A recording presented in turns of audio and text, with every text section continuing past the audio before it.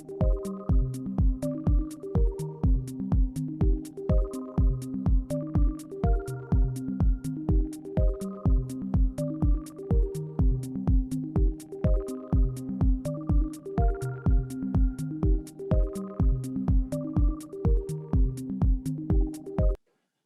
morning, everyone. We acknowledge that Concordia University is located on unceded indigenous lands. The Kenyan Keaka Nation is recognized as the custodian of these lands and waters on which we gather today. Tiohtià:ke Montreal is historically known as a gathering place for many First Nations. Today, it is home to a diverse population of indigenous and other peoples. We respect the continued connections with the past, present, and future in our ongoing relationships with Indigenous and other peoples within the Montreal community. Thank you.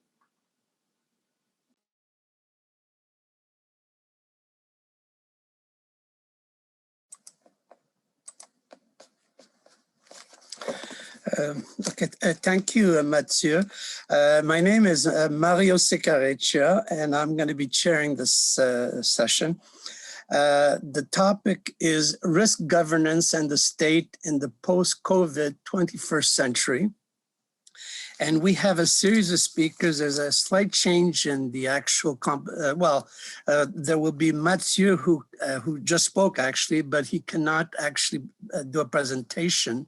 There will also be perhaps Orit Halpern who's clearly has some other problem there that had to be dealt with. And we're not sure if she will be able to participate, but we're hoping that she will as well. But I will follow the existing structure for this panel. I will start with to present Chris Hurl and Alia Nurmohamed, who will be presenting a paper titled Infrastructures as Markets for Collective Concerns, Risk Allocation, Value for Money, and Public-Private Partnership. Both are from Concordia University, I believe at the Department of Sociology and Anthropology. Hence, please, Chris and Ali, I'm not sure how you will proceed. Go ahead and do your presentation. You have 15 minutes. Yeah, we're both going to kind of co-present this one. And we have changed the title of our talk to Passing the Buck, Risk Allocation and Infrastructure Procurement. So there's our slides there. Basically in our paper, we discussed the impact of new forms of risk assessment on infrastructure procurement in Canada. And how is this related to the state's role in the post-pandemic economy? Well, just to put this in perspective, I'm not sure if you saw in the news in October, but Crosslinks, the company responsible for the construction of Eglinton Crosstown LRT in Toronto, is currently suing the province of Ontario for $134 million for contributing to project delays. And Crosslinks cited the province's, quote, refusal to declare COVID-19 an emergency and recognize the significant impacts the global pandemic is having on Eglinton Crosstown LRT construction. They go on to say it was not within the contemplation of the parties to the project agreement and is in conflict with the provisions of that agreement that all risks and costs associated with the adaptive measures made necessary by an emergency like the pandemic would be borne by the applicants. And the government responded by blaming Crosslinks, and we just posted the response from Metrolinx, the crown agency responsible for the project. And they note Crosslinks, quote, lack of productivity was a problem from well before the pandemic hit. Rather than legal action, we need them to focus on what is most important, getting the Eglinton project completed. So what to make of this? Now, while this can of course be understood as the outcome of the extraordinary circumstances of the past year, it also speaks to problems that have been brewing in infrastructure procurement over the longer term, which we want to speak to in our presentation. When Crosslinks refers to things like the risks and costs written into the project agreement in making their case, it's important to understand the context. The Eglinton Crosstown LRT is a public-private partnership or P3. P3 is defined by the World Bank as a long-term contract between a private party and a government entity for providing a public asset or service in which the private party bears significant risk and management responsibility, and remuneration is linked to performance. So in this context, the context of Eglinton Crosstown, a private consortium, Crosslinks has entered into a contract, a project agreement with the provincial government, whereas agreed to assume some of the financial, construction, and scheduling risk. And rather than having the government directly fund the project, some of the funding is provided by the private consortium. In this context, Crosslinks raised $1 billion in capital to deliver this project. And it's thought that by having private companies assume some of the financial responsibility for these risks, they'll be incentivized to perform on time and on budget, as well as being encouraged to introduce innovations to optimize the process. And with Eglinton Crosstown, the private consortium took on what was valued at over $2.6 billion worth of risk. And in return for taking on these kinds of risks, they were granted a premium, a bonus, and also received some certainty regarding cash inflows in the form of construction and service payments for the duration of the contract. And we see this as a distinctly kind of neoliberal form of governance, and Alia is going to speak a little bit to that. Thanks, Chris. So we're seeing the emergence of these complex contractualized mechanisms for commodifying and allocating risk as distinctively neoliberal. In our paper, we discuss PPPs as a neoliberal form of statecraft, by which the government actively seeks to engineer markets for risk with the aim of incentivizing good conduct on the part of both the public and private sector actors. So this is a departure from previous practices in the Keynesian era, in which state agencies directly funded and managed the construction of public works themselves. In contrast, over the past decade, the government has become more oriented towards governing infrastructure at arm's length through market design. So there's a sense that engineering markets for the allocation of risks in the right way, economic actors will be incentivized to perform optimally, being on time and on budget. In other words, their behavior will be optimized. So in our paper, we draw from official documents, expert interviews, and participant observation in exploring the tensions and contradictions of this process. This is most prominently reflected in the process of risk assessment and allocation through which project agreements are assembled.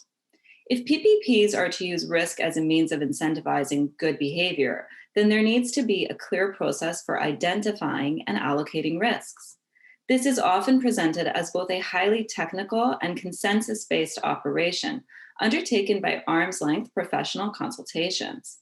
The act of negotiating the project agreement defines the shared anticipatory vision of the project between Crosslinks and Metrolinks. Based on this vision, procedures are contractually set in place to keep the project moving forward at the expected pace, according to defined monetary commitments, and to resolve any conflicts. In this way, the contract governs the project. So in the trade literature, the process is described as one in which a community of practitioners assembles together a risk matrix, and you can see a segment of one here, through which they systematically identify potential risks associated with the project, including legal, financing, permitting, construction, and environmental risks. In a risk workshop, the partnership team and industry professionals meet, assess, categorize, and estimate risks. They discuss the likelihoods of specific risk events occurring, identifying the most likely, pessimistic, and optimistic scenarios, and then they assign a monetary value to these risks. So through statistical simulation, they then generate 10,000 potential outcomes in order to test the various pathways that the risk can unfold. Cumulatively, these pathways build the distribution to the most likely case. This manifests itself in quantified tables, which enable the parties involved to assign a value to the respective risks involved. Out of these tables, project agreements are assembled that allocate risk to those parties who are best able to bear it. The contract strives to guide the project according to the shared anticipatory vision of the most likely case, while mitigating for potential risks from a pessimistic case. In the process of imagining a particular future through contracts and risk workshops, a sense of certainty is fostered among participants. I'm going to turn it back over to Chris now, who's going to talk about some of the tensions and contradictions that come out through this process. Yeah, so we've talked a little bit about how this process is supposed to go. And while it's framed as a technical and consensus-based process, we've identified a number of tensions and contradictions that can at times destabilize things. So I just wanted to go through a few. First of all, there's the problem of quantifying risk. To what extent are actors able to fully quantify the potential risks that they'll encounter in a project? And risk workshops highlight the focus on managing future risks through measurement. Yet the quantification of what is unknown illuminates the inherent uncertainty of infrastructure projects. Not every unknown can become known. And increasing the precision of measurements gives the sentiment of certainty that can lead to overconfidence, simultaneously relying on increasingly granular measurement practices increases the likelihood of missing the mark. So the element of surprise increases uncertainty, which leads to more measurement in a vicious cycle. This has become more difficult as the scale and complexity of the projects have grown. In Ontario, practitioners often note a shift from vertical projects such as hospitals or new buildings, kind of building from the ground up, to horizontal projects such as transit networks, Eglinton Crosstown. It's much more difficult to quantify risk with horizontal projects, and project consortia have become much more reluctant to take on risk or even bid on large projects in this kind of context. So that's the first point. The second point is that while the process is ostensibly consensus-based, allocating risk to the most suitable party is often delegitimized through practices by which more powerful parties seek to displace risk onto those who are less powerful. As with the cross-links case, this can include complaints from private consortia that the government has them bear the burden of inappropriate risks, but others have complained that private consortia themselves displace risk onto weaker parties. In a context of growing industry concentration, there's concerns that large consortia are often taking advantage of the low competition in order to extract high premiums. Moreover, representatives from the sub-trades have complained that ultimately private consortia wind up putting the burden of risk onto them, even though they're not directly privy to project negotiations and ill-equipped to handle these risks, which results in conflict. And this undermines the pretenses of risk allocation to being a consensus-based process. In fact, many actors argue that risk allocation is defined by power. Those who are better able to displace risks run the show. The third part we want to talk about, and this speaks to the cross-links example, in a context where the chief mechanism for allocating risk is the contract, the project agreement. When conflict arises, there's a tendency to fall back into costly, time-consuming processes of mediation and litigation and resolving conflicts. And this speaks against the claims of P3s to perform on time and on budget, as it draws a whole layer of costly transaction advisors into lengthy court proceedings. In fact, in a 2018 report, the Auditor General of Ontario noted that the government didn't adequately predict all of the additional project management costs that would be incurred through ongoing management and ultimately litigation regarding the project agreement, which led to millions of dollars of added costs. And that's just one problem they had with this project. They had a lot of problems with it. But that kind of gets into some of the tensions and contradictions. Alia is going to speak a little bit to how things are changing and what we're seeing kind of going forward. Right. So ultimately, as Chris mentioned, these issues haven't just been taken up by PPP critics. Folks in the industry have also identified these as key issues that need to be addressed. So in a context of increasing temporal and spatial complexity, they have come to butt up against the limits of the contractual form and quantitative methods for risk allocation. Consequently, we note that we might be seeing a break, or at least a mutation in the way in which procurement is problematized. Increasingly, industry practitioners are moving away from a position of quantitative enthusiasm, in which they have faith in quantifying and allocating risk through contracts, to a position of quantitative skepticism. And there have been growing critiques of the limits of risk matrices, particularly in the context of Black Swan events like the pandemic. So moreover, there are efforts to make the process less adversarial and less litigious. It's interesting because increasingly in this context, there are efforts to pursue more cultural and collaborative approaches to risk allocation. So this has involved the move from PPPs to what are described as alliance contracts.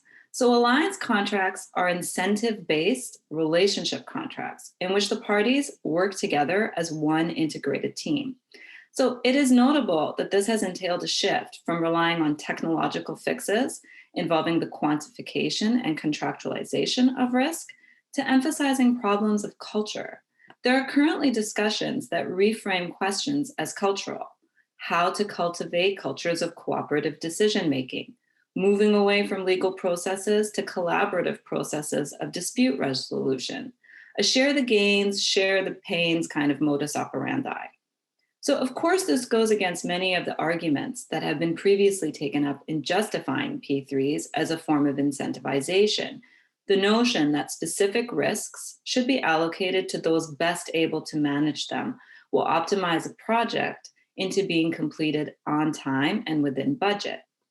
By emphasizing procurement as a cultural problem, it changes the frame, moving away from an arm's length approach that relies on marketized forms of risk allocation to emphasize more hands-on management by the government. So while PPPs have been premised on clear, contractualized forms of risk allocation as an incentive to put a fire under the ass of private consortia, the blurring of the boundaries under the new arrangements raise questions of exactly where and how value is produced. Most recently, we see alliance contracts acknowledging the importance of government, privileging the public interest, and a rhetoric shift from risk allocation to shared responsibility.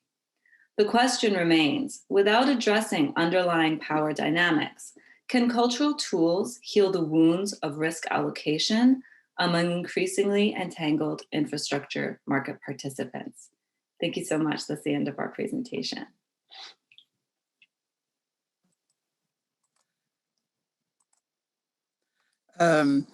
Thank you, Alia and Chris, for being on time as well and to do an excellent presentation. I would like to now introduce Joel Garrod, who will be speaking. Joel is from the sociology department at St. Francis Xavier University in Nova Scotia, and he will be speaking on making global property, COVID-19, the blockchain, and the role of the state. So please go ahead, Joel. All right, thank you. I'm just going to share my screen here. Let's see if this works. All right, can everyone see that?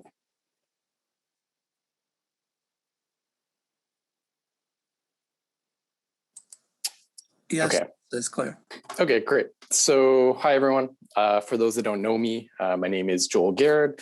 I'm an assistant professor of sociology at St. Francis Xavier University in the little town of Antigonish, Nova Scotia, which has turned out to be a really good place to be during the pandemic. It's also really good to be here with my Concordia colleagues who a bit more than a year ago hosted me for my last in-person talk before the pandemic hit. So thanks again for this invitation. And I'll also say it's fairly appropriate that I'm giving this talk at the International Karl Polanyi Conference, because about a year ago, I was invited to give a talk on an earlier version of this project to a group of actor network scholars. And in the question period, one of them said that my research reminded them of Polanyi's Great Transformation. And they actually didn't mean that positively, but I indeed took it that way. So hopefully you'll be able to see some of the same similarities. So given that my talk is based on a kind of larger progression of my thinking about the blockchain, I think I'll start by briefly talking about my last blockchain paper, which has led me to this one. Great. So my last blockchain paper, which I presented at Concordia in March 2020, was the result of a sort of online ethnography that I've been doing since the publication of an earlier article called The Real World of the Decentralized Autonomous Society in 2016. And essentially the 2020 paper covered not only some of the economic developments in the blockchain space, so in other words, the kind of co-optation of the technology by big corporations who are still kind of figuring out how to use it, but also the rising academic literature on the blockchain, which I grouped into supporters and critics. And I won't go into the details, but I was pretty unimpressed with both sets of literature. So I set out to examine a few areas more closely to see if we could start constructing kind of the outlines of a more interesting research program on where and how blockchain technology might initiate significant changes to the global political economy by virtue of its transformation of existing property regimes. And this was for two reasons. One was that one thing common to both the supporters and the critics is the recognition that really the innovative aspect of the blockchain is that it can enforce all sorts of property rights. And the second is that sociologically speaking, when you start to see changes to property relations, I would argue that you're typically seeing evidence of some sort of larger transformation taking place. So there's obviously a little bit of a kind of a theoretical and methodological aspect to that, which I'll leave out for the consideration of time. We can talk about it later. But my analysis there led me to a number of questions about the blockchain, in particular, a series of questions related to how it might transform territory, authority, and the self, given the ways in which property relations have been linked to each of those things historically. So, in the meantime, we've since seen the emergence of some more interesting actor network inspired papers on the blockchain that I can talk about afterwards that demonstrate at a close level the operation of cryptocurrency platforms. And I think this sort of research is actually really great because we definitely need a lot more of empirical work on this technology. Excuse me. But I think actually that we're still not quite sure what's happening at a kind of world historic level. In other words, what the technology actually is and what's its larger, more long-term impacts going to be on the larger kind of global political economy, on capitalism, et cetera, et cetera. So in that spirit, this current paper is an attempt to kind of look backwards in order to look forwards. And it's motivated by two sets of literature that I keep running into. So the first is a growing academic literature on the new feudalism that is linked to the platform economy and that is kind of referring to a lot of different phenomena. So it's often talking about rising inequality, new tech/venture capital overlords, new peasant classes in the form of precarious workers, Uberization, financialization, et cetera, et cetera. And in my view, this literature tends to be really kind of hyperbolic and usually ends up coming back to the question of whether we own or control our own data, which is a position that's kind of eerily similar to arguments made by a lot of libertarian blockchain supporters. And the second group of literature is the continuing ream of blockchain research created by business and legal scholars, economists, computer scientists, which is often influenced by the scourge of what I'm going to call the methodology of neoliberal political economy, meaning that it tends to be non-empirical, and it typically supports the idea that the blockchain will somehow reduce the need for government regulation. And if you want a really good example of what I'm talking about, you can look no further than last year's special issue of the Journal of Entrepreneurship and Public Policy, which is chock full of that sort of stuff. So there's other work that's been emerging that's somewhat in this vein, that's attempting to create kind of new modes of governance using the blockchain that will allow users to avoid what they call wholesale choices between democracy and oligarchy, instead allowing users to build bottom-up processes that are, quote, modular, highly versatile in their expressiveness, portable from one context to another, and interoperable across platforms.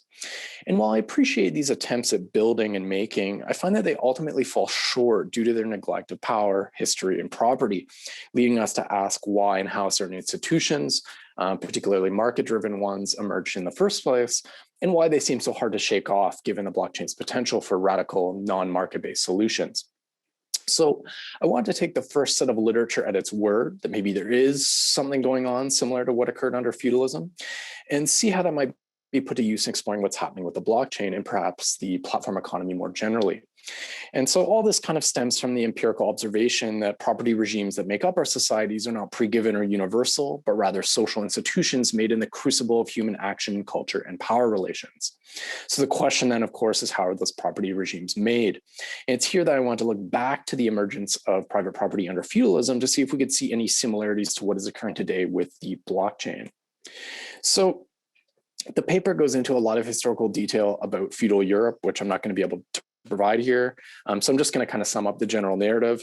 Essentially, from the beginnings of the enclosure movements in the early feudal period, so roughly 9th century to 12th century, we see a number of linked phenomena. We start to see the physical transformation of estates, the rise of towns with their specific set of rights, new laws related to trade over expanded areas, which benefit both aspiring territorial sovereigns as well as merchants and correspond to the centralization of territory and eventually mercantilism and absolutism. We see new organizational vehicles like Hanseatic League, and all of these things in their kind of minutiae, even though they're not necessarily directly linked to one another, in some way, shape, or form, all contribute to the growing significance of private property within the feudal epoch. I've, of course, brutalized European history here, but my point is that the long-term transformation of feudal property relations occurred within feudal society. In other words, for centuries, for instance, merchants didn't seek to overturn feudal society, as occurred with the later liberal revolutions, but rather to incorporate their unique rights within it. And in doing so, they developed the basis for an entirely new type of society that we eventually come to call capitalist society within the shell of absolutist feudal states, a change that could only really be grasped quite far after the fact. So as such, I think this long-term process suggests that we might be seeing a similar development with the blockchain, a kind of attempt to create a global form of private property within the shell of our older national societies. So I give a bunch of examples in the paper, as you can kind of see here, but I'm just going to talk to a few of them for the sake of time. So the first is a general movement to secure global private property, which to me seems quite similar to attempts of feudal merchants to secure their rights over a range of disparate feudal jurisdictions, process which eventually leads to the creation of coherent national territories. And so if we agree that capitalism emerged within the shell of absolutist territorial states, eventually legitimated by cries for freedom and liberty against absolutist monarchs, today's blockchain supporters similarly tend to see freedom, justice, and liberty in terms of one's ability to secure private property, whether in the form of money, data, identity, or something else, across national territories without government intervention. So as a result of the pandemic, I've actually been able to attend a number of different blockchain conferences set up by what I consider to be two significant groups of actors within the blockchain universe that, for our purposes here, I'm going to just label the technologists and the financiers. So the technologists are represented by this group called Dystopia Labs, whose mission is to help blockchain native devs create their own projects rather than what they refer to as, quote, Web 2.0 execs. And at the end of 2020, they've already put out 7 virtual summits with a total of 209 sessions. The financiers, in contrast, are represented by the Chamber of Digital Commerce, which is the world's leading trade association representing the digital asset and blockchain industry. And they've held 17 different events since 2020. And I've been to a bunch of all these sorts of events. And when you go to them, you're essentially going to find a kind of summing up of the sort of discourse that you're going to find on websites like medium.com that link cryptocurrency and the blockchain more generally to human rights. So these might touch on different dimensions, such as the unbanked or the use of money in sanctioned countries like Iran, Cuba, and Venezuela, or the importance of privacy for liberty and so on. And these are all actual talks that I've attended, by the way. But the discourse shares an affinity, I think, with these early liberal cries for the freedom of private property, which legitimized private property relations that had already been in the making for centuries leading up to the various liberal revolutions. And a second similarity is the construction of a new property regime within the shell of the old and attempts to transform state policies to do that, process that often involves alliances with various state actors. And while some people might interpret this as simply the kind of workings of an imperialist world order. So in other words, you know, the American states starting to support the blockchain because they're worried about what China is doing with the blockchain, et cetera, et cetera. I think it's actually more akin to the long transformation of private property, whereby absolutist monarchs who, in allying with merchants and engaging in imperialist ventures, actually ended up sowing the seeds of an entirely new property regime within the shell of the older society. And I think there's a lot of examples of this today. So for instance, at the personnel level, Stephen Mnuchin, the previous US Treasury Secretary, appointed Coinbase's chief legal officer to the head of the Office of the Comptroller of the Currency, which is an independent bureau of the US Department of the Treasury that charters, regulates, and supervises all national banks, federal savings associations, and federal branches and agencies of foreign banks. And obviously, he's since been replaced due to the Biden administration coming in. But I'm certain we're going to see more of this sort of revolving door situation as cryptocurrencies become more mainstream. And we've actually just seen an example of this where the chairman of the SEC that's just been put in, Gary Gensler, he's actually taught courses on the blockchain, and he also used to work for Goldman Sachs. So kind of a blending of different aspects of the financial world. Similarly, while Facebook's Libra cryptocurrency certainly drew the attention of the US government when it was announced, regardless of its success or failure or where it's at now, the 116th Congress had 32 bills related to blockchain technology, with almost half being related to either money laundering, terrorism, and crime, or more importantly for us, the regulatory framework of blockchain technology. So in this sense, it represents, I think, a similar development as to what we already talked about, an attempt to create a new property system within the shell of the old. Similarly, there was a talk given last year by Hester M. Pierce, a commissioner of the US Securities and Exchange Commission, that highlights the nature of this sort of melding or hybridization. So she points out that the SEC has been scrutinizing token sales through the lens of the SEC versus Howey, which is an infamous case from the 1940s describing what an investment contract is. And the original case had to do with the sale of an orange grove to kind of potential farmers who didn't really want to farm. And it was a big question of whether they were just buying a security or whether they're actually buying part of the farm.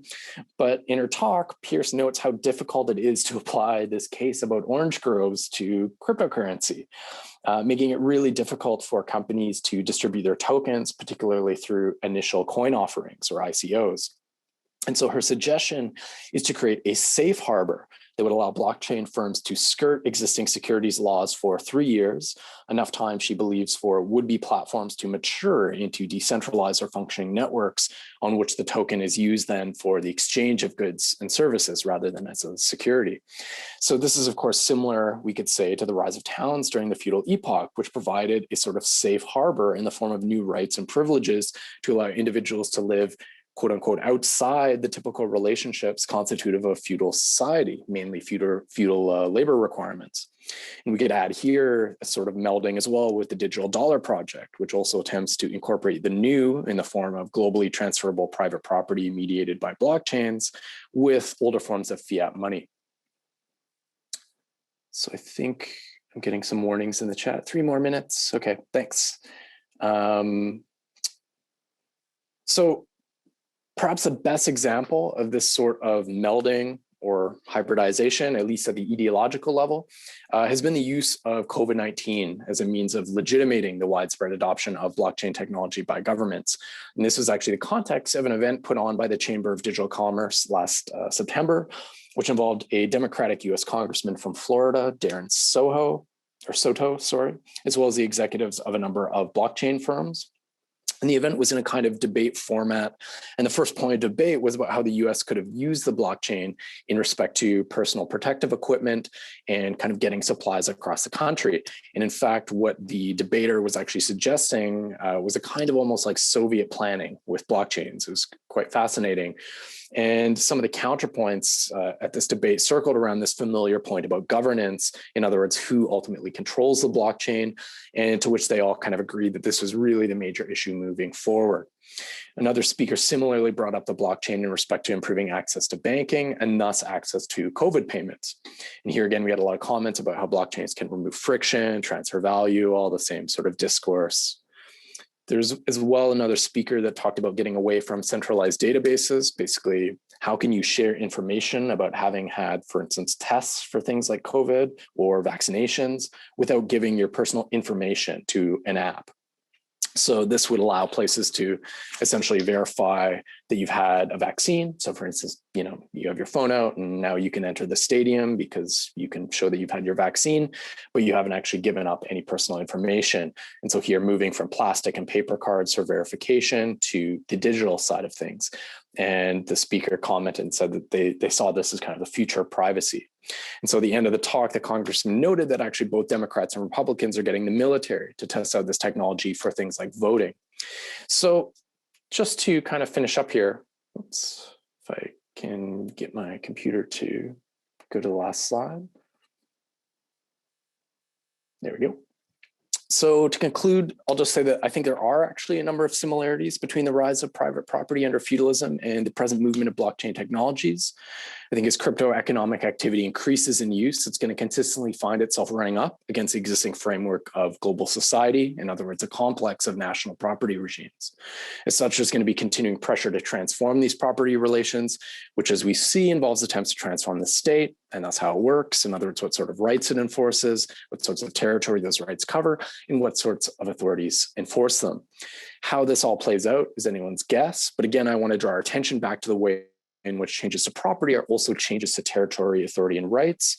In that sense, we could finish just by reflecting back on the feudal commons and ask whether the blockchain might instead be able to use to enforce common property relationships that could be better put to use in securing a sustainable future for all of us. So thanks very much. That's me. And I enjoy your questions at the end of the session. Okay, thank you very much, Joel. We now have the third speaker here is Ketra Schmitt. I'm not sure if Elisabeth Gilmore is here as well, but Ketra, I presume, is the one who will be speaking from Engineering and Society Center at Concordia University. And the title is Contestable Risk and Scientific Expertise. Okay, thank you. Great, thank you. Yeah, unfortunately, Dr. Gilmore has a meeting with Climate Change Canada, so she can't be here at this moment, but instead I will present our talk. And what I'm going to do is sort of situate where our idea about contestable risk in the literature on risk and perception, judgment, and behavioral decision-making, which we use as a foundation for engineering and public policy or technology policy research. And I see this as sort of sitting between the previous two talks where we think about indeed quantifying risk, and we also try to quantify risk perception, as well as the values that people use in creating their judgments. So when we think about making risk contestable, what we are really talking about is the increasing difficulty in managing complex risks. And we feel that the recent era of coronavirus, as well as some of the social upheaval that has gone on because of it and just next to it, has really underscored how difficult it is to use quantitative measurements of risk and scientific expertise, right? So I think it's really exposed the gap that people have in the ways that we think about risk and think about controlling risk. So when people have really divergent worldviews, it can look like science is contestable when it really is not contestable, right? So we want to think about contestable risk as another axis that we can consider risk on. So thinking about the social dimensions of risk, that can contribute to promoting contesting scientific information when it is in fact not there, right? So we want to refocus the current practices that look at a scientific expertise-led process for looking at risk and risk communication in order to get to a place where we can have evidence-based policy that allows us to better address risk. So just as sort of a motivating graph, this looks at people's perception of risk across nations. And I think what it really highlights that's important is the role of the state, trust in institutions, whether people have individualistic or pro-social values, and how that contributes to it. So this is just an example of places where people try to really quantify some of these value and perception-driven factors when thinking about risk. And so it's really important to realize that risk is multi-attribute, right? Even though we have risk in almost all activities, we have to think about what we really know and how human behavior relates to this, right? So we need to make decisions in the face of what is actually a lot of uncertainty. For the most simple definition of risk, we think about probability times consequence. So when we think about quantifying what risk is, we think about probability times consequence. There's a later update to that definition where we also think about a scenario. So when you do modeling of risk, which is something that both Liz and I do a lot of, then you also want to think about the scenario. So you can kind of try to create a quantified approach to risk where you can define a whole space. And this does lead to what one of the previous speakers mentioned, was kind of an overcertainty. So sometimes when you develop a lot of modeled representations of risk, you can also inadvertently or on purpose give the idea that you really have a handle on what's going to happen, when in fact you're really trying to grapple with the uncertainty and give kind of a range of what's probable. All right, so this is just one of the problems that we might have in framing risk. But some of the more classic problems that we think about is that when you think about just probability times consequence, it makes it look like rare events with enormous consequences are really the same as common events with modest consequences. So the thing to think about here is air traffic risk versus vehicle risk. So famously, lots of people are afraid of flying in an airplane, even though it's one of the safest modes of transport. When something happens, it's something big, and that's really scary to people. So how that risk feels really matters. Whereas vehicular transport is really, really risky. A lot of people die because of it, either directly as pedestrians or in a vehicle, but also for something like PM 2.5, right? So there's a lot of risk attendant in traveling in vehicles that aren't, traveling in any vehicle. And it doesn't feel very scary. So that's a modest consequence for a common event, and it doesn't really feel that scary. Most of us are not afraid when we step into a car and drive someplace, or when we walk someplace. So it also equates risk with the expected outcome. And this can kind of obscure information that really matters to the decision maker. So there's more to the risk than just what you do and what comes after it, right? There's a whole experience, and there's how you feel about it, and that's how you feel about the management of that risk. So one of the sort of common things that all people who do technology policy will say is that we need to understand a risk before we can mitigate it. And we think that we need a better definition in order to have insights into how we deal with this idea of contestable risk. So this is just a quick walk through some of the classic literature. So one of the main things to think about is how we perceive risk generally doesn't line up with the actual risk. So this is on the y-axis, we have the estimated number of deaths that would occur per year. So if you just ask lay people, and what you can see is that those are often not aligned with the actual number of deaths per year for a number of these risks. So people are not necessarily good at estimating what is dangerous. And what tends to actually matter in how people perceive risks and benefits, it has something to do with how much control they have, right? So if people are choosing to accept a risk versus when a risk is put on them. So we call that voluntary and involuntary. And as this literature developed, more axes were identified. So if there's certainty or if it's uncertain, if the risk is going to happen very quickly or out in the future, if people have control, if it's novelty, if it's going to have a catastrophic outcome. So here we've plotted this according to two factors that were developed from a ranking of a number of risks. So this comes back to sort of an attempt to quantify how people perceive risk and how we can manage it based on that, based on people's perceptions. So here's just a more blown up picture of these two factors on this axis. And another way that we can think about this is the amplification of risk, which is what's the role of values, cultures, and power, right? So this is sort of a simplified look at this amplification of risk, and back to this sort of very quantitative way that a lot of people in risk analysis like to think about risk, but you think about all of these other sort of factors that amplify how we think about risk.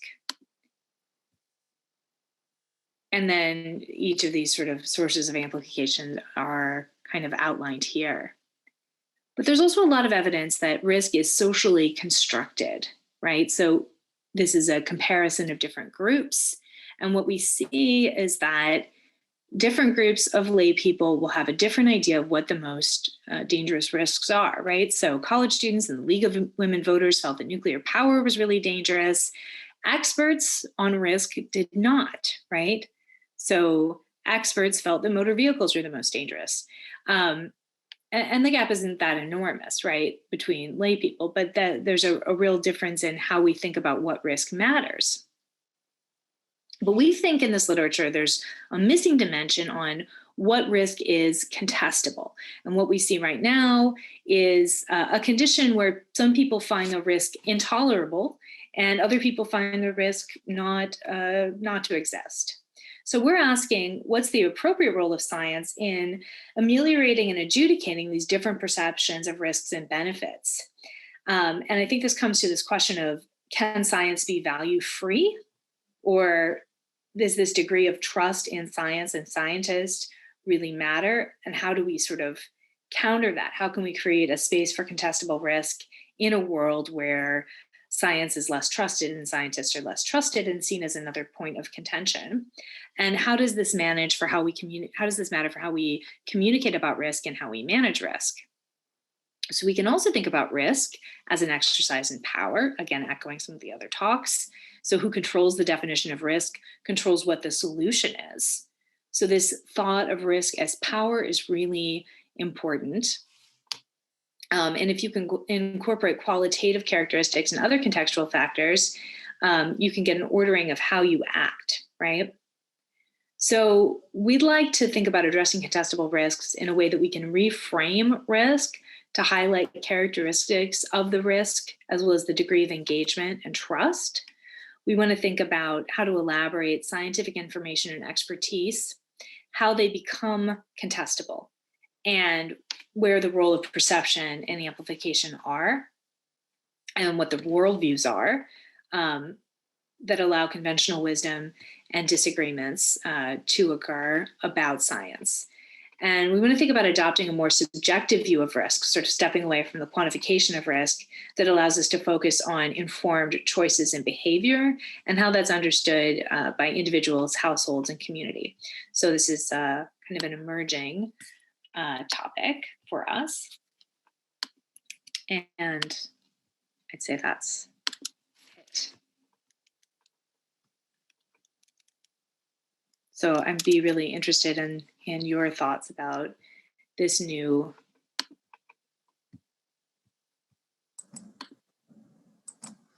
work that we're taking up. Okay, Ketra, thank you for your presentation. We're actually a bit early, and I'm happy that we have lots of time here for questions and answer at the end. I'm not sure if there's also Orit Halpern. I'm not sure if she's here or if she's just not showing up.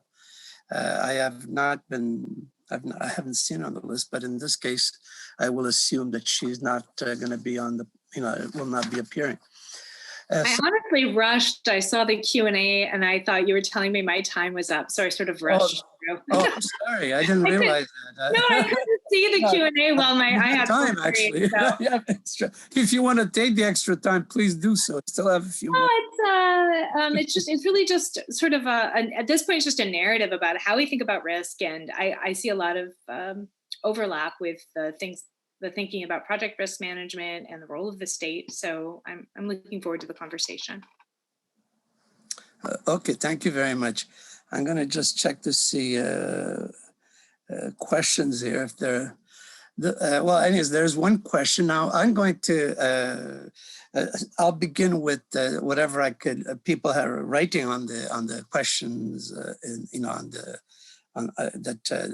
they're requesting from the various speakers here. And there's one for Joel. Having looked into further, do you still feel that that the new feudalism literature is hyperbolic, as you put it, and if so, why? I'm not sure if Joel, if you would like to address that. I sure can. Thanks. Yeah, so I mean, I think it's just hyperbolic in the sense that most of the things that are being discussed are significant in terms of power and some sort of transformation of capitalism. So again, they often highlight, that inequality is just exploded and that there's perhaps new forms of precarious labor relationships or something. But my claim about hyperbole there is more the sense that I don't really see what's feudal about it other than perhaps sort of significant power imbalances. So that's where I think it's just really a little bit reaching. And obviously some of the ways in which feudalism is set up, kind of, it works nicely for a foil to capitalism. So I think a lot of authors reach back to feudalism and say, look, what's happening is this new sort of feudalism. We're getting new lords and this sort of stuff. But I don't really think that's happening in that way. So I think they're right in terms of power and some of the changes, but I don't necessarily think it's accurate to say that it's a result of kind of feudalism. So that's kind of why I wanted to go back to looking at feudal societies and kind of how they're constructed and how this little property form over this kind of mass amount of centuries ends up kind of replacing the dominant property form within feudal societies. And that's something that I think, that is something that happens. So then we could start to see, okay, well, how are property relations in our own society transforming? Okay, thank you. I don't see any other questions, but perhaps somebody could, if they do have questions, please go ahead. Mathieu, you have a question, yes? First, I want to thank every panelist because I feel it's a very successful, as a co-organizer, very successful panel, very happy about everyone's talk. I have questions and comments for all panelists. I will continue with Joel since he just answered a question. So there's a few things I would like to hear you about. The first is the theoretical issue. You raise the influence of actor network theory in the literature on blockchain. And because myself, I've had to deal with heavily influenced literature by actor network theory and looking at it from a Polanyian standpoint. So I would like to hear you first on what you think are the issues or let's say the stakes, the theoretical stakes in the discussion between actor network and Polanyi. And secondly, since I've seen you define the capitalist property regime as a nation-based regime, I would like to perhaps from a Polanyian standpoint or a Marxist standpoint, know what you think about the impact of blockchain over this, let's say, the national regime of capitalist property relation. Is it putting it at risk, or you think let's say the national institution and a multinational corporation exploiting the national competition or national legal regimes will put at risk let's say the previous or the current property regime? Thanks. All right, thanks, Mathieu. Yeah, so in terms of the actor network stuff, I'll just point to two papers right now that kind of at the top of my mind. So one is Corey Kaliskin's 2021 paper called Platform Works as Stack Economization. And the other is Ludovico Rella's 2020 paper, Steps Toward an Ecology of Money Infrastructures. And what I find, I kind of have a love-hate relationship with actor network theorists, particularly within this field, because on the one hand, Like for instance, both those papers I think are really great at like being really empirical and actually talking about, like, for instance, if you're talking about a cryptocurrency platform, of actually kind of in a naive way asking like, what is that actually? Like, what is a cryptocurrency platform? And so they go in really closely and they, you know, they do these nice ethnography. So in Corey's case, he kind of hooked up with this cryptocurrency exchange that he wasn't at liberty to name because they wouldn't let him kind of expose it. But he got to kind of hang around and see like how this whole exchange works, what it actually does, the different sorts of things. And I think that stuff's just really useful because, again, as I talk about in my 2020 paper, so much of the literature on blockchain from a mix of different theoretical positions and so on is just completely unempirical. It's basically resting on people's hopes and fears about what this technology will do. And then they kind of take that and run with whatever theoretical framework they're with. So that's the one aspect that I really like about it. But the part about it that for me draws me back to either Polanyi or probably more closely Marx would be power, right? If we look at what's going on with blockchain, if we leave out an analysis of power, for instance, we completely neglect the fact that, far from this being some sort of like stateless currency or all these sorts of ways that people want to talk about using it to get away from the state, it's actually one that's becoming incorporated into a lot of different state institutions, or at least different spheres of the economy that the state has interest in. So as a result of that, to me, that's the more interesting part of the analysis. So looking at, for instance, how big financial firms are using it. And I actually just saw just like yesterday or something that the US government is about to charge a whole bunch of banks with money laundering in cryptocurrencies, which obviously a bunch of them just got into quite recently. So that to me is where, like, I certainly appreciate a lot of the insights of actor network theory, but for me, it's coming back to like who controls, who decides, those really basic questions of power. And those are ones that completely, to me, are always bound up with property relations.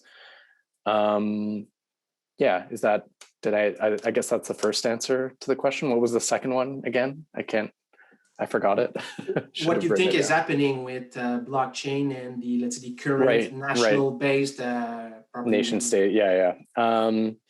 Yeah, so in that, I think to me, it kind of goes along with some of my kind of theorizing in some of my other works, like my dissertation and stuff, in terms of, and following from someone like Saskia Sassen, where we're seeing kind of what we call the global is not really this thing that's above and beyond and outside of nation states, but rather it's a transformation of the nation state itself, and particularly nation state institutions. So some of them get reoriented and transformed in ways that then allow for these more so-called like global processes to exist. So I think that's where, for instance, we're kind of in that phase of the blockchain now, where we're trying to see how different governments particularly are allowing that use, what they're kind of fostering and promoting, areas where they're regulating and saying, no, you can't do that.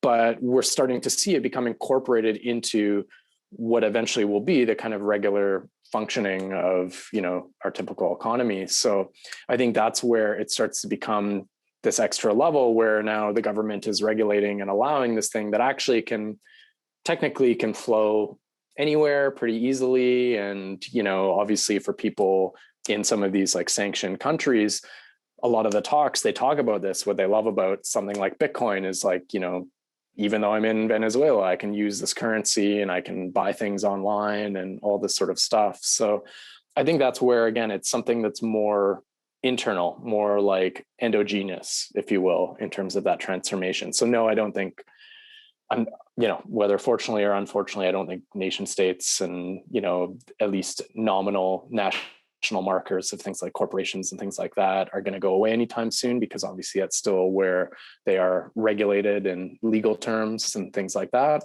But I think we're going to see more of this kind of incorporation of these new technologies into those regimes in ways that kind of open them more to global economic processes. Can I ask a question? Okay, there's a question from Chris, I believe. Yeah. Yeah, I just wanted to speak to Ketra's presentation, and I really enjoyed it. I see a lot of intersections between what we're talking about and what you were talking about in your presentation.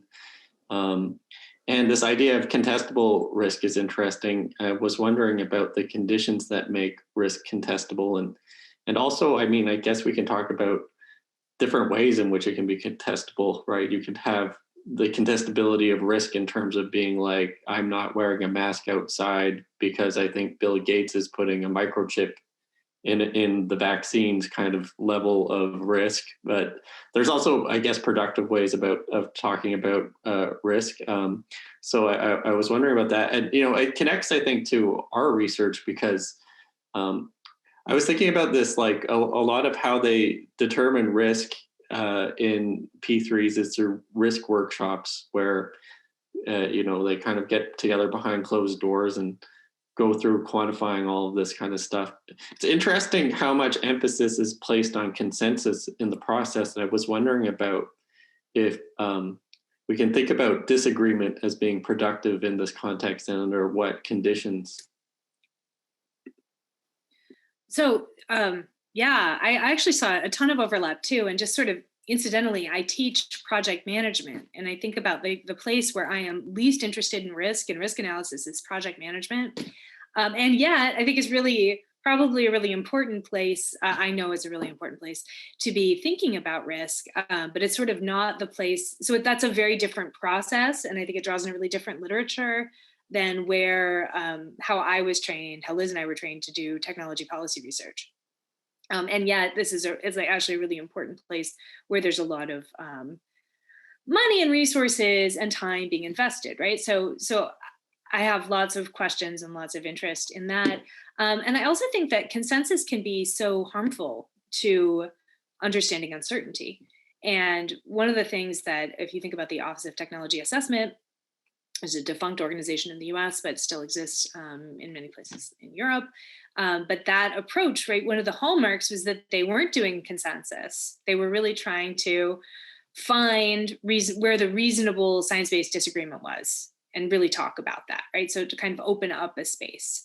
So to connect to your questions about contestable risk and what are the conditions of contestable risk, I was just looking at some of what I've been thinking about that I didn't end up putting here because this is just a new idea we're thinking about. But I see it happening in issues of where there's sort of trouble with countability, like where it's hard to count where the risks are. And that kind of happens when things are very model heavy. It happens when we have a lot of uncertainty and variability, but it also happens where we have vested interests, right? So whether that's a corporate vested interest or a state actor. And in the anti-vaccination debate in general, and in COVID in particular, there is a certain amount of disinformation that is related to what's going on here. So there is state-based disinformation. But even when we think about a corporate actor, we can think about Earth Day. We can think about our individual carbon footprints, which I know you've all looked up your carbon footprint. So have I. And I stopped flying for a couple of years hilariously before COVID. And to think about my own carbon footprint, right? And a lot of us focus really like heavily on like, what's our behavior and how are we driving climate change, which is important.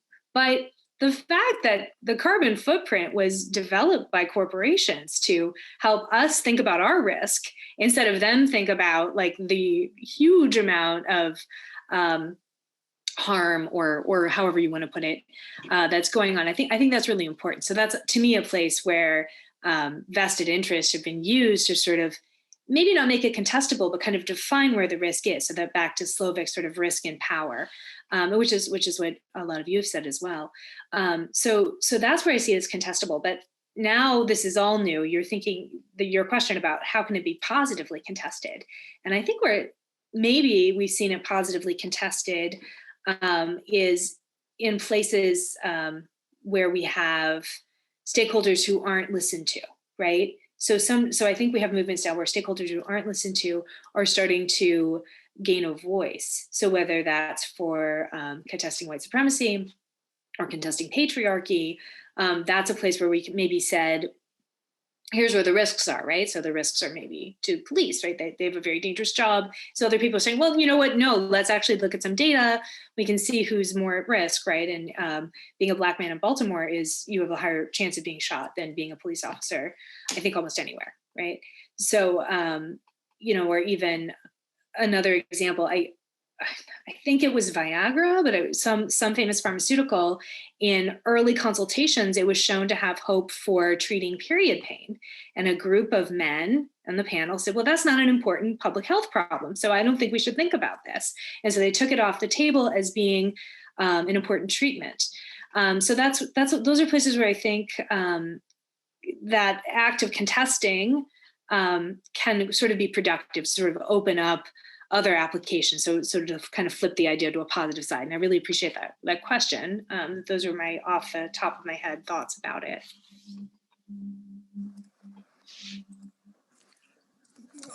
Okay, there's a, let me just, there's a question here for Ketra from Roy Culpepper, actually. What implications do the new insights of the risk literature have for climate-related risk insurance?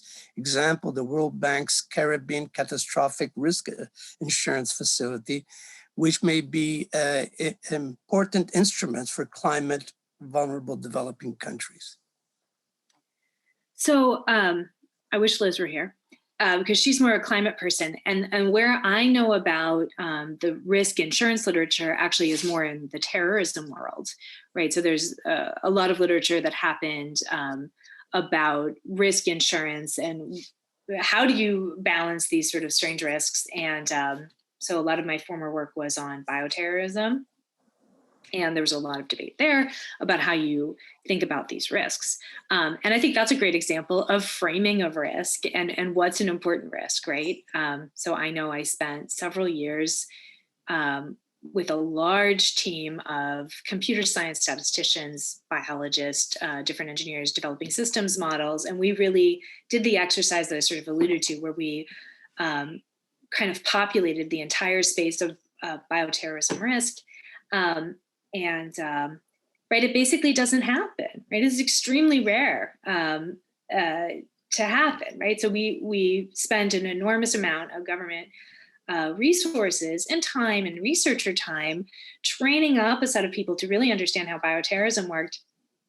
And we did get actually important insights from that, right? We knew coming out of that in the early 2000s that there would be a huge gap in ventilators, right? We knew there was a huge risk for ventilators if there were any kind of major bioterrorism event. And we knew that because people in pandemic research said, this is a real gap, right? So this is something that we modeled and we knew about. And no action was taken, right? So we identified like a really important gap and different things about push packages and getting treatments and different kind of protective equipment out. We knew these were important risks and people didn't take action on them. So for me, that kind of points to a real disconnect between where we fund government and say we care about problems and when we take action when it's not sort of politically convenient or related. And I think I haven't answered your question at all, Roy. But I talked for a while. So to me, this is more about managing climate and managing risks and kind of a question about what insurance can ultimately do in the face of like catastrophic economic risks, where I think we have to reframe how we do everything and sort of a probably more to Joel's point about the shape of the economy. So I don't think I've answered your question, but that's all I can say, probably. Okay, thank you, Ketra. Mathieu, you have a question? Just quickly, perhaps to give some elements of answer to this question. So what I'm seeing in terms of climate risk management through private insurance instruments, and these, you see the World Bank, there's also the Paris Agreement, who's also looking to foster financial-based risk management for the issues around climate. So one of the big issues is it is a form of financial risk transfer, right? There's very few, if not at all, any forms of preventive measures and policies around climate adaptation or risk reduction. So the big issue around these new forms of insurential arrangement in terms of managing climate change is there's very bad incentives. It's a form of private financing of disaster management, right? Not of preventive climate change adaptation policy.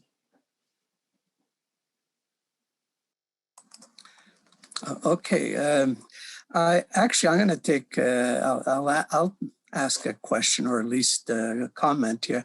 One for Joel here that I was thinking about. I've done a lot, well, quite a bit of work. I don't want to pretend to be an expert of anything for that matter, but certainly I've done a bit of work on Polanyi and money, and the whole issue, first of all, I mean, even the use of cryptocurrency, the term is a bit of a misnomer. I would call it a crypto asset where they're swapping or exchanging, That's how it's happening, in fact. You're giving up something for something else, but as I said, this is not a currency in the real sense that we think of it historically, for sure. And also, more importantly, it's because there's a kind of debit credit relationship here when we talk about money.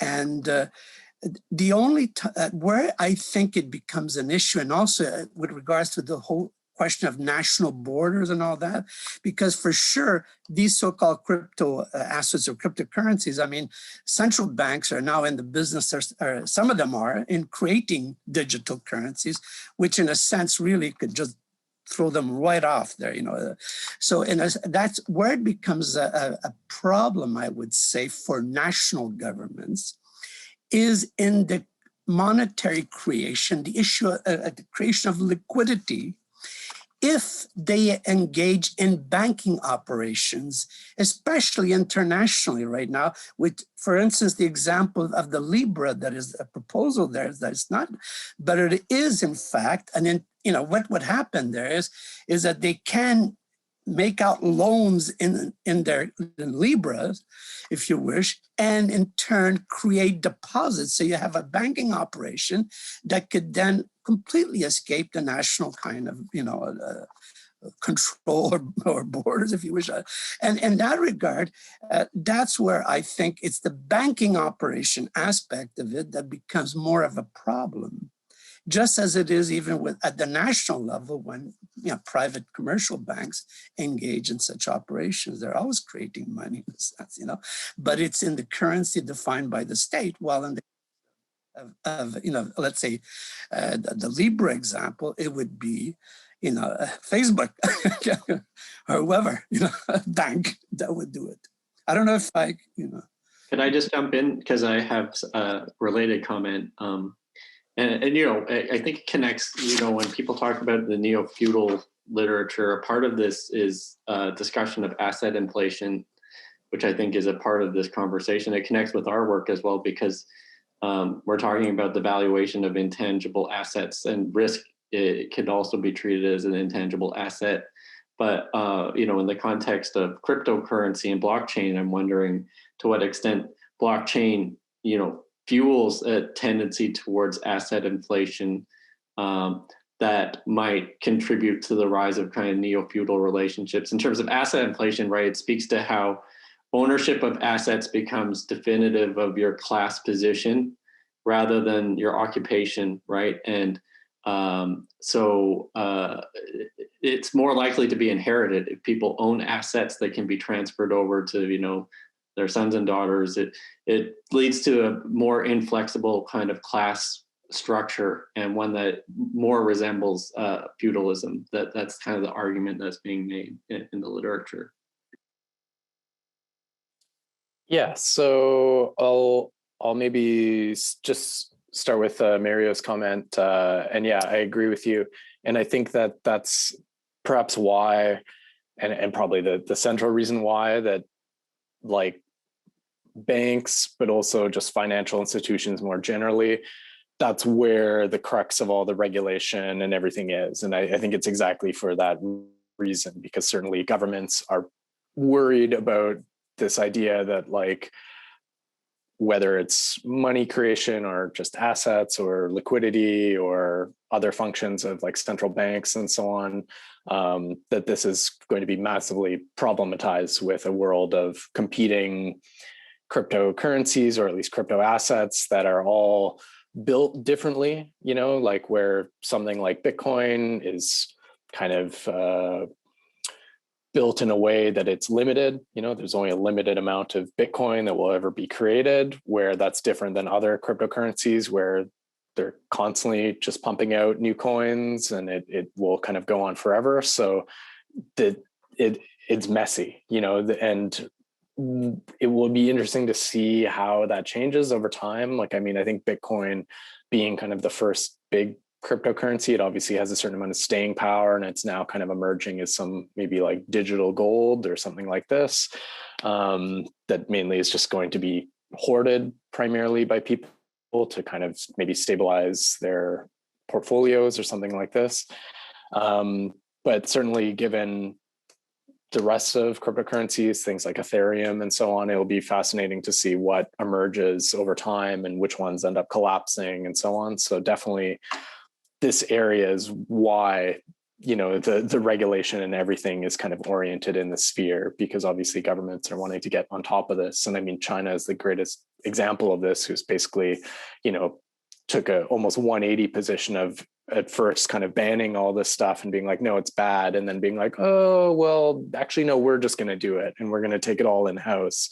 And we're going to try to create like our own completely kind of blockchain mediated economy. So it'll be interesting to see how it unfolds in that respect. In terms of your comment, Chris, yeah, I mean, asset inflation, like what else could you say about blockchain and cryptocurrency, if not that it leads to the inflation of assets, and many that are perhaps completely valueless at all, right? And I mean, some people say that even about things like Bitcoin still, even within the kind of traditional financial space. So yeah, your comments about contributing to kind of neo-feudal relations, I can get on board with some of that stuff, particularly in terms of hardening some of those class relationships, particularly as if this is something over time where, you know, if you want to take this to like a future realm where we all have all these crypto assets that we can transfer through our families for a generation that are hard-coded and all this stuff, then definitely we're kind of in a dystopian hyper-capitalist world in that sense. But I guess, yeah, for me, it's more so just with a lot of that neo-feudal literature. It was just kind of pulling back on some of what they were claiming was especially feudal about some of it that I didn't necessarily find very feudal, where it's like you could just as much as call it capitalism and say that capitalism is getting worse and you'd come to the same conclusions, you know? So I guess that was more where my critique of some of that literature was just that I don't see necessarily what's necessarily feudal about a lot of what's happening. But that I think there are similarities when you actually look at it more from like a transformation of property over time. Oh, and I'll just respond here to Ketra's comment. No, I haven't read that book, but it's on my bookshelf. I'm planning to read it in a couple weeks when I go on vacation. So I'm excited to check it out. It's kind of like not that entertaining of a beach read, but it's really, really good. But it's like more good just for people like us. You have to have a high tolerance for boredom, I think. Well, then it's perfect.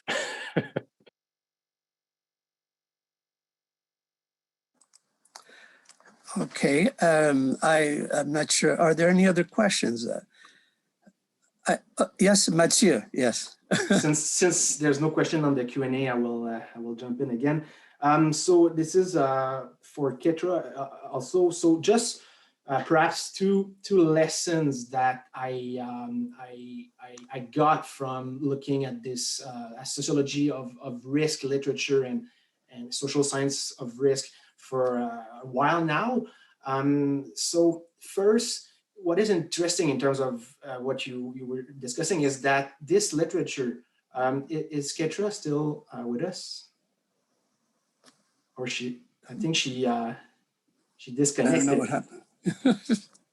Okay, Ketra is not with us anymore. So I will continue with a question I had for Chris and Alia. So a very interesting approach to 3Ps in terms of risk allocation and the role of power. This is very similar work I'm doing in terms of the insurance business, in the insurance industry. One thing I would like you to speak on is the issues of cost overruns and delays, because it's as if like the traditional first generation of P3Ps were designed to generate cost overruns and delays, right?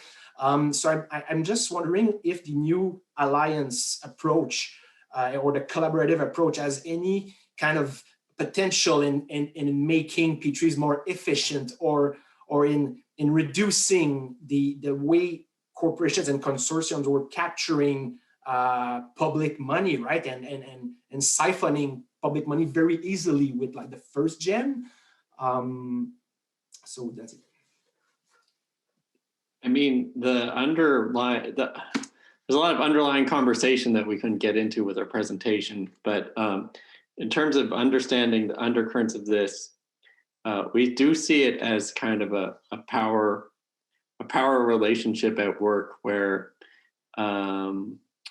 there's a pushing and pulling. And I mean, asset inflation is a part of it, right? Where I think, when we're looking at the reasons why we moved to a P3 kind of model, of course, a lot of it was based on neoliberal kind of assumptions, premised on certain ideas about the private sector and how it does things better. Certainly, there was a lot of, I think, revolving doors where, public officials had close relationships with the people that they were doing business with.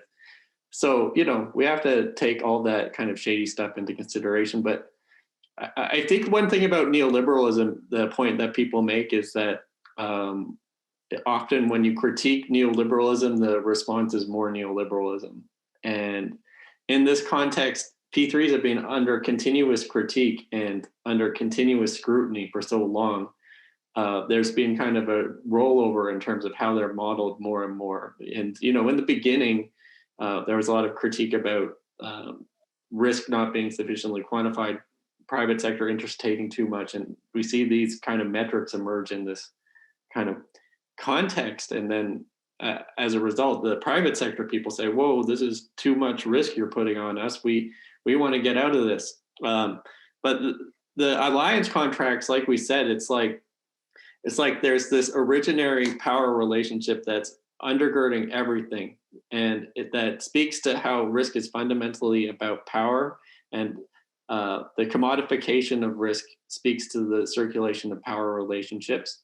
And that doesn't change with the shift to alliance contracts, right? It's still there. So it's interesting, though, because it's undermining the very conditions that were set up in the beginning in terms of trying to incentivize people to work more efficiently. So it's like undermining the whole argument that was in favor of P3s. So I think it's just going to be a big mess, but we'll see what happens. Alia, do you want to speak? Yeah. So for alliance contracts in Canada, other provinces have had some alliance contracts, but in Ontario, specifically with Infrastructure Ontario, they've just released their first request for proposals for an alliance contract. So there's not a lot of data, but when you look inside how they're describing it, basically the cultural language exists, but the quantitative methodologies, like Chris was saying, that seek to quantify the risks and the structures of those projects, they remain very risk transfer based. So you have a language of sharing and a language of integration, and yet underneath that power dynamic is quantitatively still having that push and pull. So I agree with Chris. I'm not sure how, I do think I think there will be a lot of unintended consequences. And I'm not sure about efficiency. And the other part of efficiency is that, like, these are huge projects and there is a sense of increasing scope. as things go on, the projects are getting bigger and bigger and more complicated. And with what Chris pointed out with horizontal projects like transit lines, as you sort of dig up the ground, you really don't know what you're getting and you really don't know where you're going to go. So it's almost like a very fantastical desire to contain these projects, but I'm not sure at their inherent core that they really can be controlled in that way. I mean, and just one more point, like a lot of the stuff that shapes these relationships is unspoken and not quantified. So, for example, big fan of P3s, of alliance contracts right now, Alberta government. And why is Alberta government interested in alliance contracts? Because they're completely broke. They have no money to put into infrastructure.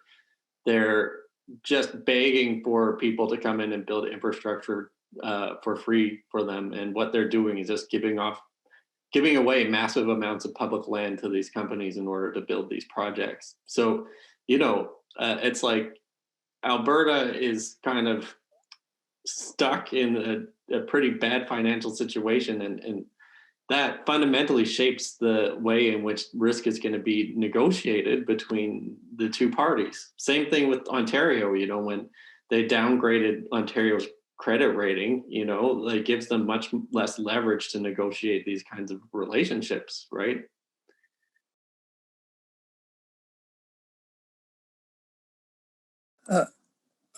Okay, maybe I have a couple of comments before we end this, unless there's some other questions that people may have. But I have a comment. One is on Chris and Alia, which is just on the issue of PP, the 3P there, whatever. It's clear that the reasons that are usually are used to defend 3Ps is, one is that it's kind of provides some sort of rigor and efficiency of the private sector in a domain where it's corrupt and God knows what. Well, in reality, what we do know is that this is crony capitalism. I mean, you see it all over the map there. The way I've seen, if you look even here in Ottawa or whatever, you get this kind of problem that is very obvious. So it doesn't solve that problem. And the second one, which in fact, Chris, you even mentioned about Alberta, although I know Alberta is in a different position, let's say, than the federal government in promoting P3s, because they do have a problem of funding. What we've seen during this crisis, the COVID crisis, is that in fact, there's not really any scarcity of money. Okay? So to say that somehow we must and we need the private sector here for the to help us because we don't have enough money is frankly a joke now, I would argue, Yeah. So I mean, it's different between the federal government and the province of Alberta.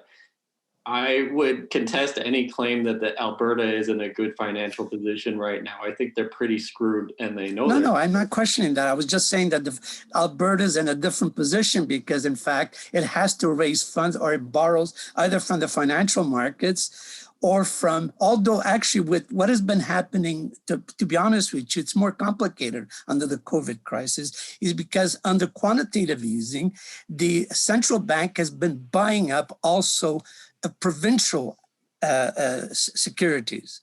So, but historically, yeah, they don't have the Bank of Canada to borrow from, so to speak here. Okay, while the federal government, as we've seen, has been doing it big times over the last year. Okay? I mean, part of our point is, yes, this is crony capitalism. I agree with a lot of the traditional left critiques of P3s, but a lot of my issue with them is that they don't take the language that these guys speak seriously. They see it all as ideology. And so consequently, they miss a lot of the power relationships that are actually at work here, where, it's not just risk quantification is not just something to pull the wool over the eyes of the public, right? It's something that it's a language of power that is used in negotiating these contracts. And so I think a governmentality perspective and thinking about this as a way of governing is productive as a kind of a little bit of an antidote to this overemphasis on how P3s are ideological. So that I'll kind of leave it at that. Okay. I had one minor comment also with Ketra, that you're back here. With, yeah, I have You might say. with the use of vocabulary here, risk and risk here and contestable risk here, is because I'm my background in economics. If you go back a century ago, there was a whole debate between Keynes and there was Frank Knight. These were economists going back a century, who were debating between the term risk versus uncertainty. Now, if you flip a coin, you have an operation that you do continually, okay, and it's uniform or homogeneous in a sense, then of course you could work out what is a frequency distribution to determine a risk. In the case of trying to predict whether there's going to be a third world war, we never had a third world war. There's no frequency distribution, and therefore it's in the domain of uncertainty, in which case you need other information than just simply based on frequency kind of probabilistic sort of arguments here to make a case. And many of the kind of projects, like the example that Chris we're talking about here, are of the nature of uncertainty rather than risk. You never had, the projects are all they're non-homogeneous, they're very different, building a dam or something or building a railway are going to be very different things, and trying to work out what will be, as I said, you need a lot of information in order to determine outcomes, but it's not based on risk factors in the sense of frequency distribution. Yeah, so I was sort of trained up in the quantification of risk, and it's been this slow realization that exactly what Chris just said, that when you quantify risk and you're using these mechanisms, you're serving power. And that maybe you didn't exactly, but that's really what has been a slow realization for me, that, and I think it's sort of hard because most of the people who come into this are really trying to figure out, okay, how can we fix government? How can we take all the good information and make really good government and make a society that functions? And yet, when we do these studies, we end up serving power. And that's what I've come to slowly. So just specifically to what you're saying, we separate variability and uncertainty. And many people argue that techniques like probabilistic risk assessment that came out of the nuclear regulatory risk assessment is a way that you can sort of parameterize totally unknown risks. I also use agent-based modeling, so there's which kind of has a relation to actor network theory, and then again it doesn't. But there's so we have a lot of sort of models that we can use to make predictions about the future. But at the same time, especially I'm thinking about Joel's talk on blockchain and the kind of narratives that happen in blockchain.